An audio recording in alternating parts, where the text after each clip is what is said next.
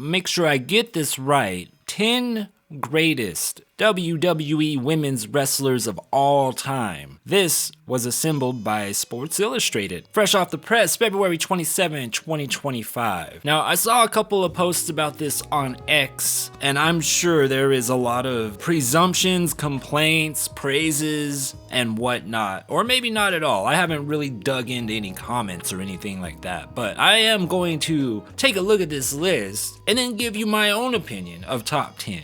But the first thing I need to do is take a look at the criteria. So on the article of SI, it clearly states, based on their career accomplishments in the company, match quality, promos, character work, impact, influence, and legacy. That is the criteria to get these top 10. Now again, WWE women's wrestlers of all time. Number 10 being that Alundra Blaze Medusa. I think Medusa or Alundra Blaze should be higher on the top 10. Now, that could be a little bit of some bias, as Medusa was the reason I even got into Greek mythology. Not that I'm a big Greek mythology nerd, but let's just say I can't wait for Christopher Nolan's The Odyssey. I just thought the name was so cool, and then when I found out what Medusa was, I always kind of watched her. There's no doubt about it that Alundra Blaze or Medusa has some banger matches under her belt, especially her rivalry with Bull Nakano. She definitely weighs heavy in the legacy department, and for Impact, I think just that alone should have her higher at least one spot just for that. I do very well remember Alundra Blaze tossing the women's championship in the bin when she made the switch over with Eric Bischoff to WCW. That move alone was more impactful than what some of these ladies on this roster have ever done. Not to mention the rest of what she did prior to that, obviously. Number 9 is Bianca Belair, and while she should be on this list, she should certainly be higher. Absolutely ridiculous as far as Impact goes. She main evented with Sasha Banks. Or for the dweebs that contribute to tribalism, Mercedes Moné. As far as Bianca's influence goes, that's very hard to gauge. Her legacy is something that I feel that should not even be something considered for the top 10, because some of these women are still not only wrestling, but in their fucking prime. So their legacy is really hard to determine at this point, right? I think Medusa is the only one that we can actually say something about legacy, because she no longer fucking wrestles. I don't really care for Bianca Belair's promos. Her character work is fine. It's definitely better when she's on her own, as I've said in videos before, and she is the EST and she doesn't have an albatross around her neck. Her match quality has to count for something. That alone should put her above the number 9 spot. And I know 10 is a hard one, but we gotta get some people fit in the right position, whatnot. Moving on, number 8, Asuka. Now, I'm a very big fan of Asuka, and as far as match quality goes, she has served us banger after banger. Legacy, is she done wrestling yet? And what would her legacy be that would put her above Medusa or Bianca Belair even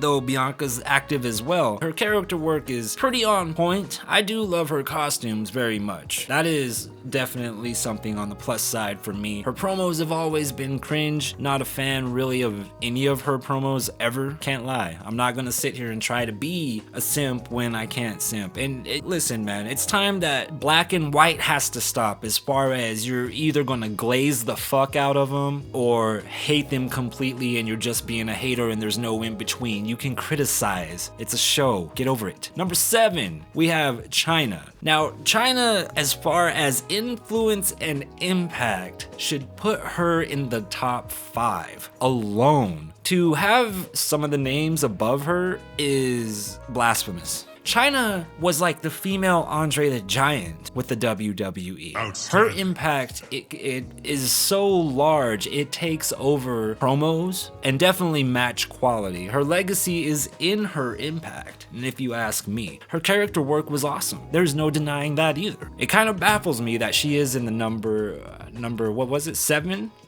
position. Yeah, she should be in top 5 at least. Number 6, Bayley.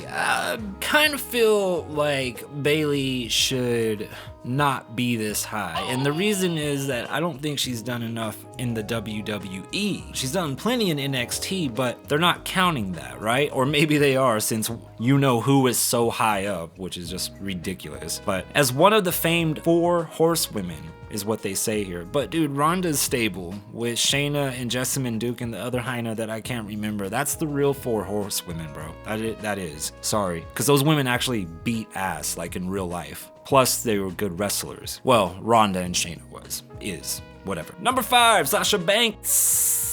Or Mercedes Moné. No doubt about it that she should be in the top 5, if you ask me, as far as quality of matches and character work. I don't know about her current character work. Every time I see some shit on X, it's not really intriguing to me, but I don't watch enough of it to make like a sound judgment call on it. Her work in WWE though was awesome, and no doubt about it, her influence should be up there. That should count. That's on the plus, you know? Again, she was the opponent for Bianca Belair at WrestleMania, first women to main event it, and also black women. And I know that sometimes makes people yawn and roll their eyes, but it is true, there is something there for that. As far as career accomplishments, we're going to say WWE. Now, we're not going to keep Mercedes Moné's accomplishments that she has made post WWE involved with this, because first off, that's not the fucking list, and secondly, are you kidding me? All of that is forced and cheesy, just like something else we're going to get to here in a minute.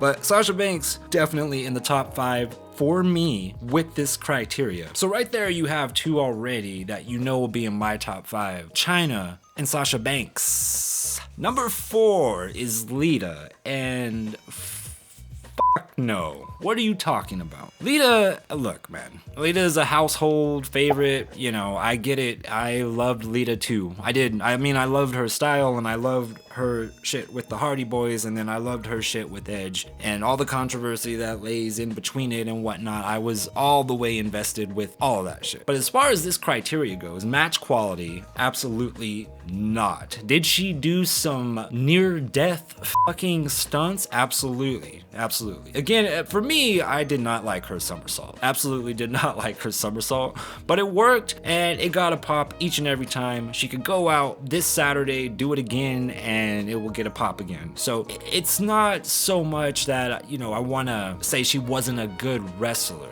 but the match I can't think of one Lita match that like sticks out to me. For example, several of Bianca's or Bayley's, you know? Her character work was great. Her character work was great even when she was with Essa Rios. So no complaints that's a plus for her. Her impact, definitely. Everybody wanted to be Lita. You know how many chicks were running around with thongs halfway hanging out, baggy cargo pants? I mean, it was ridiculous, wearing camouflage and shit with dark red hair. It was such a thing. And it was even in like shows, reality shows. I remember a Bret Michaels show with some psychopath that was all red hair trying to look like Lita and shit. Hilarious. Her influence is definitely there. Her legacy is definitely on the plus as well. However, to make her number 4 women's all time, I cannot agree with. I just can't. I would not even put Lita in the top 10. And this is coming from somebody who has like no hard feelings towards Lita as a fan, or certainly doesn't know her personally, but number 4, dog? What?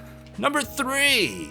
One half of the team that I dubbed Total Stratification. Tiff Strat. Trish Strat. Trish Stratus at number 3. Her impact and influence takes her a long way, but I cannot say it puts her to number 3. Now, all of this is completely, you know, based off opinion, but I'm a person that likes high quality wrestling and storytelling. Okay, and Trish has been in some crazy stories. Obviously, the one with Mickie James is the first one that pops to my head, and then woof woof. You know, can I even play that on YouTube anymore? God, dude, they banned me for like every single video I do. I have to go back in and edit it. But Trish would be top 10, not top 5. Her matches have never been like bangers, and if you're gonna sit here and tell me they were, even her match with Mickie James at Mania, whatever the fuck it was, like, all right, dog. You know what I mean? But that's not true. That's not true at all. Number 2, Charlotte Flair. Bullshit. This is absolute bullshit. Now, I would put Charlotte Flair in my top 10 Probably, as we're about to find out here in a minute. But number 2, no way. And let me guess, what does the SI article say? I bet you anything it mentions 16 times, right? 16, there you go. Here, let me get it up there so we can let's just put it up there on the screen. 16 times. It's funny how everyone forgets they tried to wipe the NXT championships from her because they realized how fucking absurd it was. There have been times that Charlotte has been champion, lose it and win it back within 72 hours time, man. This is all inflated and all nonsense. As far as legacy goes, she's still trying to She's still trying to wrestle for a belt at this year's Mania against the generational talent, other half of Total Stratification, Tiffany Stratton. What legacy? Her father has a legacy. She does not. She does not have a legacy as of yet. Charlotte does give some banger matches. There's no denying that. I'll never take that away from her. Is she as athletic as people try to make her out to be? No, fuck no. People calling her generational talents, and yes, I'm talking to you WWE media heads too. You guys are being tools when you say that. She's not a generational talent, bro. Not even remotely fucking close. Her promos are cringe as shit. Her character work is damn good. I love to not like Charlotte Flair as far as the WWE goes. She does have some impact, there's no doubt about it. I don't know what type of influence Charlotte has. I really don't see that anywhere. I really don't see that anywhere at all. What's the influence that Charlotte has? And I do hope people, give opinions here, because I'm not going to bash anybody. You can think whatever you want to think. This is a made-up list by a company I don't work for, but I am going to argue and give you my top 10. Who do they have as number 1? At number 1, Becky Lynch. I put Becky in my top 10. Not my top 5. And I know that might be a take, but we're gonna go and take a look at this here. I mean, dude, Becky has banger matches. Her promos are about 50-50. You remember My Precious and all that shit? And JD was like doing the Gollum shit. Her impact is definitely felt to this day through the women's divisions on all the rosters. That's no doubt about it. Now, we don't know if Becky Lynch is retired or not yet. What's her legacy? How the fuck are we gonna know? She's not done. She's active. What a stupid thing to put as a criterion to get on this list. Becky has had some very good matches. In fact, I'd say she's the one that served Charlotte her best matches. But in the top 5, not only in the top 5, number 1,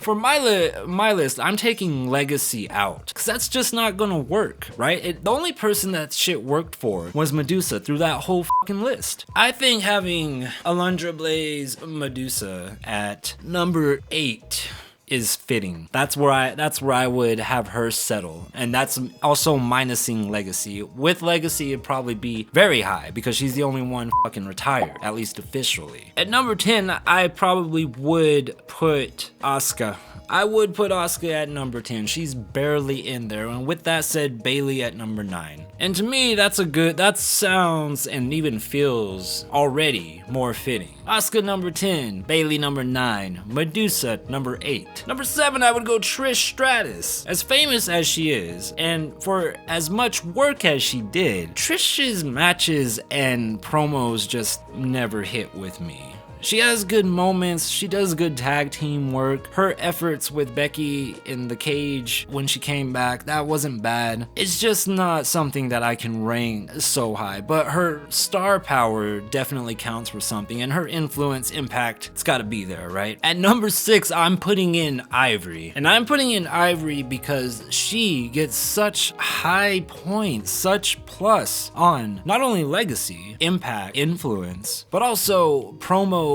and character work. Ivory was one of the best characters to hate ever put together, especially when she was part of the censorship team with What's His Fuck. The promos were awesome. They were Vicky Guerrero levels of hatred towards her. Get off the mic. Her match quality, almost always good. Ivory could go, and I think she deserves a spot all time. And you can sit here and argue with me and say, bro, please and whatnot, but you've never wanted to hate Charlotte Flair the way you hated Ivory if you have lived through and seen both of those characters. There's just no way. Ivory used to just draw the ire of people. Asuka number 10, Bayley number 9, Medusa is number 8, Trish Stratus at number 7.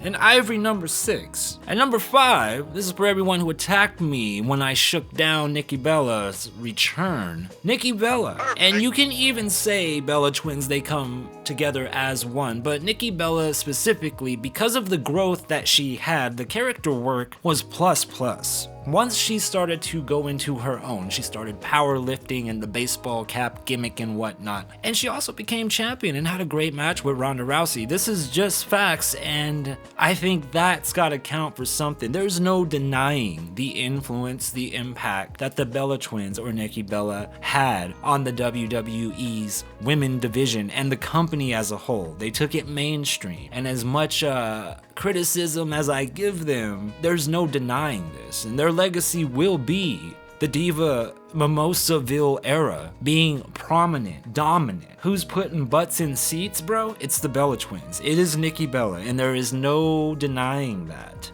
at all. Still doesn't mean we need her back now. And again, we're talking about career accomplishments. When it comes to career accomplishments, as far as WWE talent goes, it goes like Rock, Cena, Bella Twins, you know? And like Hogan somewhere up in there, but you know, who gives a f? They're very successful. Their accomplishments beat pretty much the rest of the fucking top 10 combined, damn near. I have Becky Lynch at number 4. And I feel that's appropriate. Becky Lynch is probably still going to be wrestling, and I think she isn't. The way she left and the whole cringe celebrity character phase that she did, I know she moved out of it before taking a break, but I don't feel like she feels she's done or what she can do. She has done a lot, but being gone for a bit and then coming back gives her a lot more.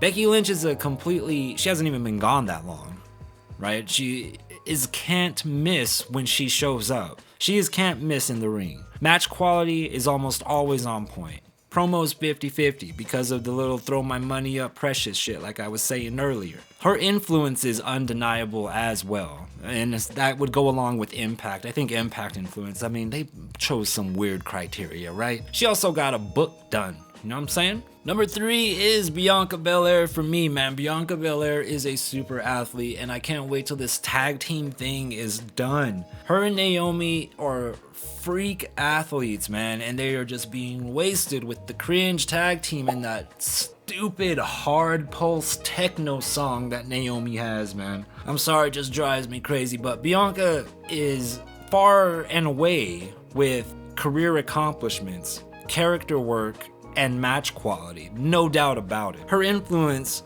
along with number 2, who would be Sasha Banks or Mercedes Moné, is undeniable, completely undeniable. Bianca Belair is one of the best in the world right now. However, I don't see her as quite having cracked the top 10 yet. I'd personally replace her with someone like Victoria, aka Tara, aka Lisa Marie Varon. And as I said, number 2, Sasha Banks, man, there's a part of me that still wishes she had never left, but that's only because of the roster. I'm not into this tribalism bullshit, don't care about all that. But what I cover, what I watch, I would like to see more of her get done. And there's so much talent that I'd be like, man, to see Sasha or Mercedes and so-and-so, XYZ, you know what I mean?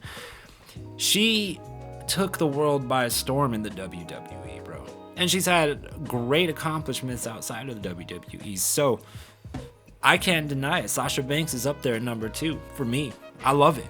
I wish she'd come back. And number 1 for me is Chyna. Bro. Everyone has got to stop playing. That is the all-time best women's wrestler. She broke boundaries. Dude, she instilled a certain badassness in women.